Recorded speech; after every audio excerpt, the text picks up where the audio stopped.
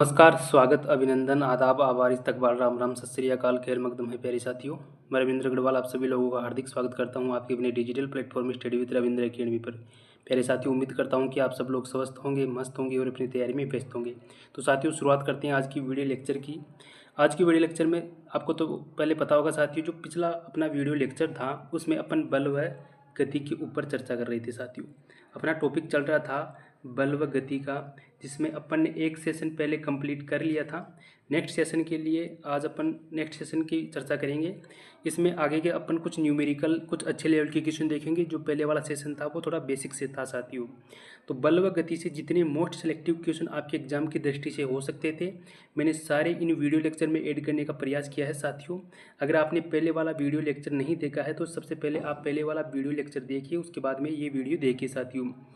और अगर आप किसी भी भर्ती परीक्षा की जहाँ साइंस का पोर्शन आता है, रीट, पटवार, एसएससी, रेलवे, सीईटी, पशु परिसर, राजस्थान या सेंट्रल लेवल की जो भी भर्ती परीक्षा जहाँ आपके साइंस का पोर्शन आ रहा है, तो आप इस चैनल से जुड़ सकते हैं साथियों। और आप एक रेगुलर एमसीक्यू सीरीज से जुड़ सकते हैं, जो आपके एग्जाम की दृष्टि से बेहद ही महत्वपूर्ण है, जहाँ पर आपको एमसीक्यू के साथ थ्योरी भी साथ में करवाई जा रही है बेहतरीन तरीके से साथियों। और जो ये सारे क्वेश्चन है वो सारे एनसीईआरटी की बुक से लिए जा रहे हैं साथियों। तो आप जुड़ जाइए इस चैनल से। अगर पहली बार विजिट कर रहे हो तो सब्सक्राइब कीजिए, साथ में बेल आइकन को प्रेस कर लीजिए, लाइक कीजिए, शेयर कीजिए, कमेंट कीजिए साथियों। तो साथियों, आज का अपना पहला क्वेश्चन है कि वस्तुओं की गति को नियंत्रित करने वाले नियमों को सबसे पहले किसने बताया। यानी कि गति के जो नियम थे साथियों वो किसने बताया, उनके बारे में सबसे पहले किसने बताया था। तो ऑप्शन है आर्किमिडीज, ऑप्शन बी है न्यूटन, ऑप्शन सी है वाटसन और ऑप्शन डी है इनमें से कोई नहीं। तो साथियों, जब न्यूटन ने बल की जब न्यूटन ने बल को परिभाषित किया या बल को समझते समय इन्होंने गति के 3 नियम दिए थे साथियों। किनने? न्यूटन ने गति के 3 नियम दिए थे और उन नियमों के आधार पर बल को उनसे संबंधित परिभाषित करने की कोशिश की थी साथियों न्यूटन ने, जिनमें से अपन गति के तीनों नियमों की चर्चा करेंगे। पहला नियम था साथियों कि यदि कोई वस्तु स्थिर है और अगर उस पर कोई बाह्य बल कार्य नहीं कर रहा है तो वो वस्तु स्थिर अवस्था में ही रहेगी। ध्यान दीजिए साथियों, मेरी जो लैंग्वेज है उस पर, कि यदि कोई वस्तु स्थिर अवस्था में है तो वो स्थिर अवस्था में ही रहेगी यदि उस पर कोई बाह्य बल कार्य नहीं कर रहा है। और यदि कोई वस्तु गतिशील अवस्था में है और अगर उस पर कोई बाह्य बल कार्य नहीं कर रहा है तो वो वस्तु गतिशील अवस्था में ही रहेगी साथियों। शर्त यह है कि उस पर कोई बाह्य बल कार्य नहीं करना चाहिए साथियों। कुल मिला के अगर वस्तु स्थिर है और उस पर कोई बाह्य बल कार्य नहीं कर रहा है तो वो स्थिर ही रहेगी साथियों। और कोई वस्तु अगर एक दिशा में चल रही है, गतिशील है, बाह्य बल कार्य नहीं कर रहा है तो वो गतिशील ही रहेगी साथियों। ये न्यूटन ने गति के पहले नियम में बताया था साथियों। गति का जो दूसरा नियम था साथियों वो था संवेग संरक्षण का नियम। यानी द्वितीय नियम ने जो बल के बारे में एक महत्वपूर्ण नियम बताया था साथियों न्यूटन ने, F बराबर ma। यानी जो बल होता है, F यानी बल और साथ में m यानी द्रव्यमान इंटू त्वरण। यानी जो बल है वो द्रव्यमान यानी मास और त्वरण के बराबर, F बराबर ma, यानी जो द्रव्यमान इंटू त्वरण होता है वो बल के बराबर होता है। ये संवेग संरक्षण के नियम के द्वारा F बराबर ma का एक महत्वपूर्ण सूत्र था जो संवेग संरक्षण के नियम से प्राप्त हुआ था साथियों, जो कि गति का द्वितीय नियम था साथियों। अब तीसरे नियम की बात करते हैं साथियों। तृतीय नियम में साथियों न्यूटन ने बताया था कि प्रत्येक क्रिया के प्रति विपरीत दिशा में बराबर प्रतिक्रिया होती है। प्रत्येक क्रिया के विपरीत प्रतिक्रिया होती है और ये जो होती है वो बराबर होती है और एक दूसरे के विपरीत दिशा में होती है साथियों। यानी अपन किसी वस्तु के इस दिशा में अगर अपन क्रिया करते हैं, एक मान लो किसी वस्तु के लिए अपन उस पर धक्का लगा रहे हैं तो किसी वस्तु है वो टकरा के वापस प्रतिक्रिया करती है, वापस उसी दिशा में प्रतिक्रिया करती है। तो साथियों इसी क्रिया प्रतिक्रिया का नियम कहते हैं। ये नियम हो गए तीनों साथियों।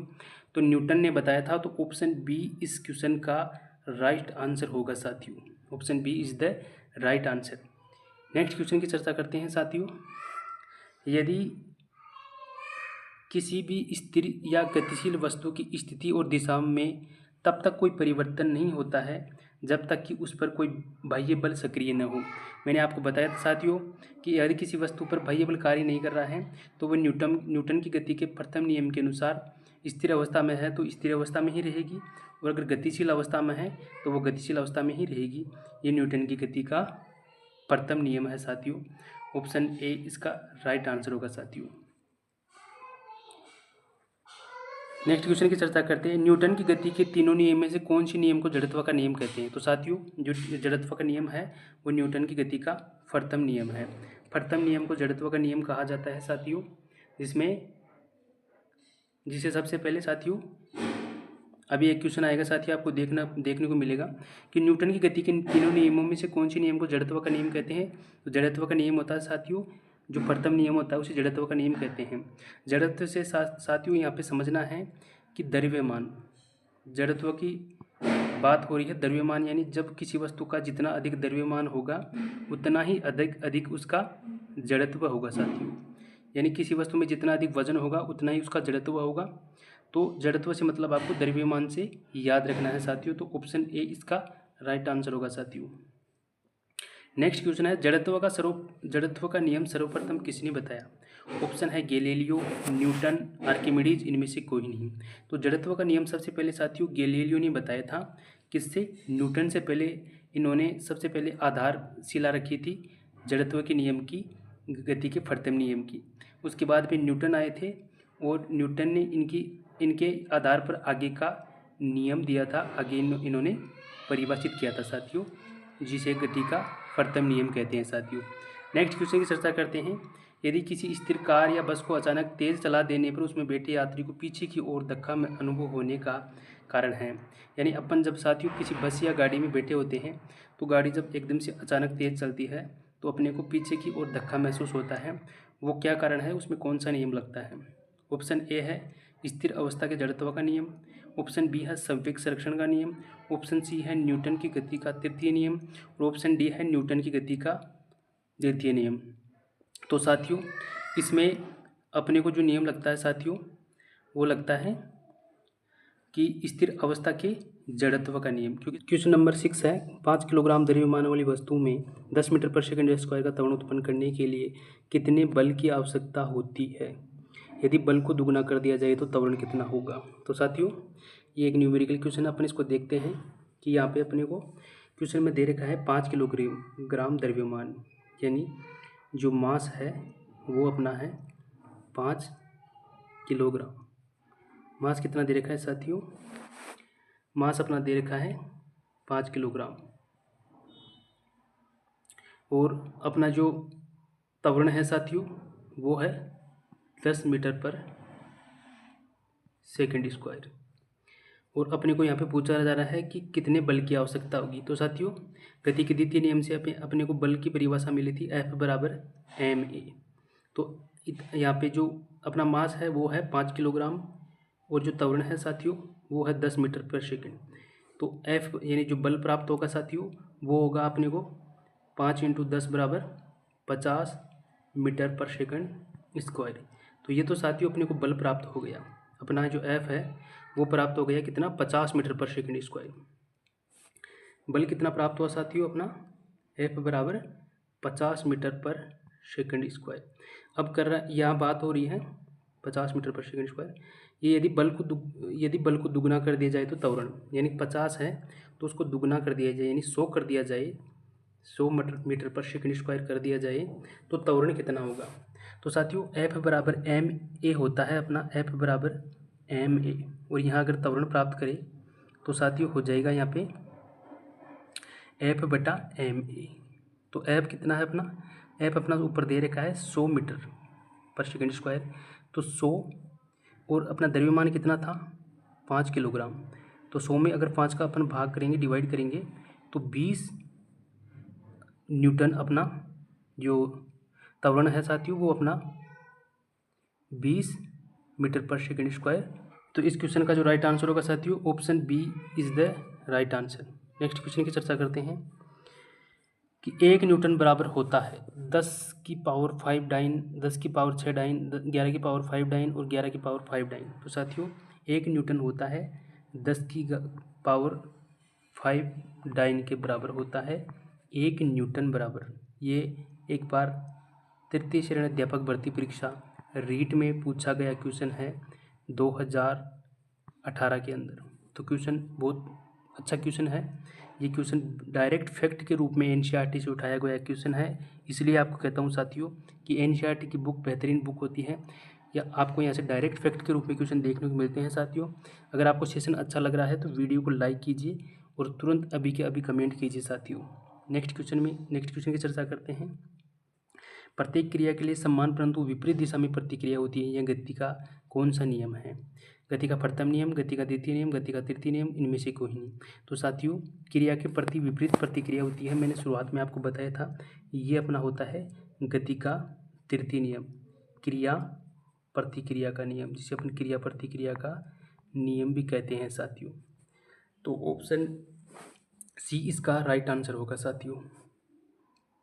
पत्थर को ठोकर मारने से व्यक्ति को चोट लगने का कारण है, ऑप्शन है जड़त्व, वेग, प्रतिक्रिया या फिर संवेग। तो साथियों अब अपन पत्थर को चोट मारते हैं, मान लियो साथियों पत्थर को चोट मारते हैं, तो चोट मारने पर क्या होता है साथियों, वहाँ से अपने को प्रतिक्रिया होती है, यानी पत्थर के द्वारा प्रतिक्रिया की जाती है जिससे अपने को हमारे शरीर पे चोट लगती है साथियों।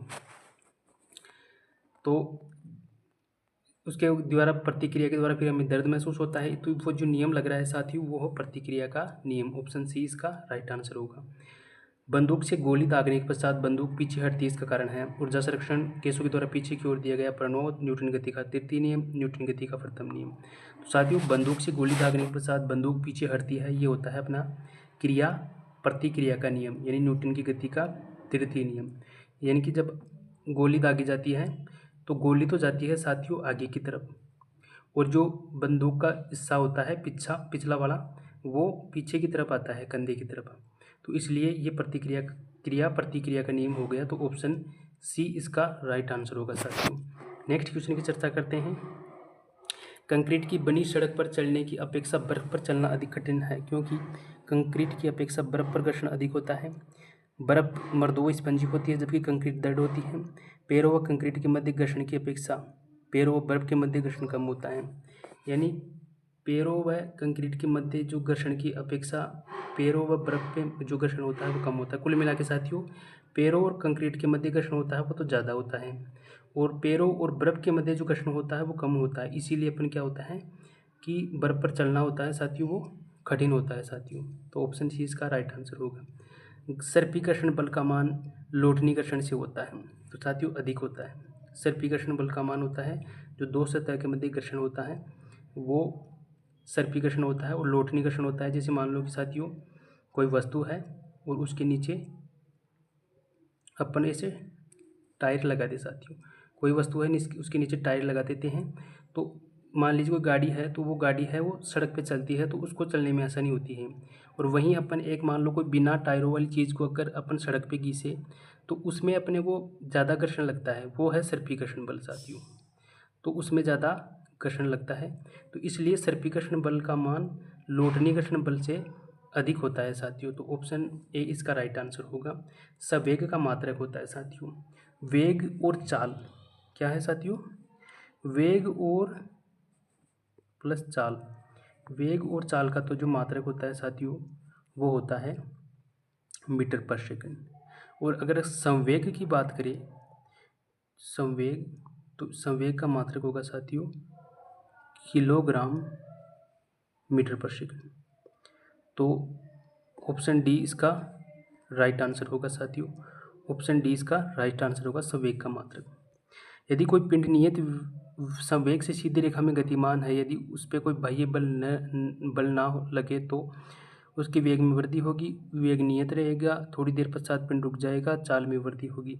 यदि साथियों उस पर कोई बाह्य बल नहीं लगा हुआ है तो उसका जो वेग है वो नियत बना रहेगा, जो कि मैंने आपको गति के पहले नियम में आपको बता दिया था साथियों। किसी वस्तु का जड़त्व निर्भर करता है उसके गुरुत्व केंद्र पर, वस्तु के द्रव्यमान पर, गुरुत्वीय त्वरण पर, वस्तु के आकार पर। किसी भी वस्तु का जो जड़त्व होता है साथियों वो वस्तु के द्रव्यमान पर निर्भर करता है। यानी जो जड़त्व होता है, किसी वस्तु का जो जड़त्व होता है वो द्रव्यमान की माप होता है। यानी जितना अधिक द्रव्यमान होगा उतना ही अधिक उस वस्तु का जड़त्व होता है साथियों। नेक्स्ट क्वेश्चन की चर्चा करते हैं। 1 किलोग्राम द्रव्यमान वाली वस्तु का भार होता है 1 न्यूटन, 9.08 न्यूटन, 9.8 न्यूटन, 8.9 न्यूटन। तो साथियों 1 किलोग्राम द्रव्यमान वाली वस्तु का भार होता है साथियों, अपन देख लेते हैं 1 किलोग्राम द्रव्यमान वाली वस्तु का भार। तो साथियों यहाँ पे जो बल का सूत्र है वो F बराबर ma होता है साथियों। तो अगर त्वरण की बात होती तो साथियों F बराबर ma यानी मास इंटू त्वरण होता है, लेकिन यहाँ पर भार की बात हो रही है जो कि पृथ्वी की गुरुत्वीय त्वरण से मल्टीप्लाई होगा, g से मल्टीप्लाई होगा द्रव्यमान। तो साथियों F प्राप्त करने के लिए अपन जो अपना जो m कितना यानी मास कितना है 1, और पृथ्वी का जो गुरुत्वीय त्वरण होता है साथियों उसका मान होता है 9.8। क्या होता है साथियों? पृथ्वी की गुरुत्वीय त्वरण का मान होता है 9.8। तो ये 1 से 9.8 है, जब गुणा होगा यहाँ पे तो 9.8 है वो इसका आंसर हो जाएगा, जो ऑप्शन सी में दे रखा है। तो ऑप्शन सी इसका राइट आंसर होगा साथियों। तो साथियों आज का सेशन यही समाप्त होता है, मिलते हैं नेक्स्ट सेशन में। नहीं साथियों एक क्वेश्चन और है। किसी वस्तु का संवेग निर्भर करता है वस्तु के द्रव्यमान पर, वस्तु के विस्थापन पर, वस्तु विस्थापन में लगे समय पर। तो साथियों किसी वस्तु का संवेग है वो वस्तु के द्रव्यमान, विस्थापन और विस्थापन में लगे समय पर उपरोक्त सभी पर निर्भर करता है। तो ऑप्शन डी इसका राइट आंसर होगा। साथियों मिलते हैं नेक्स्ट सेशन में, तब तक के लिए टाटा बाय बाय साथियों।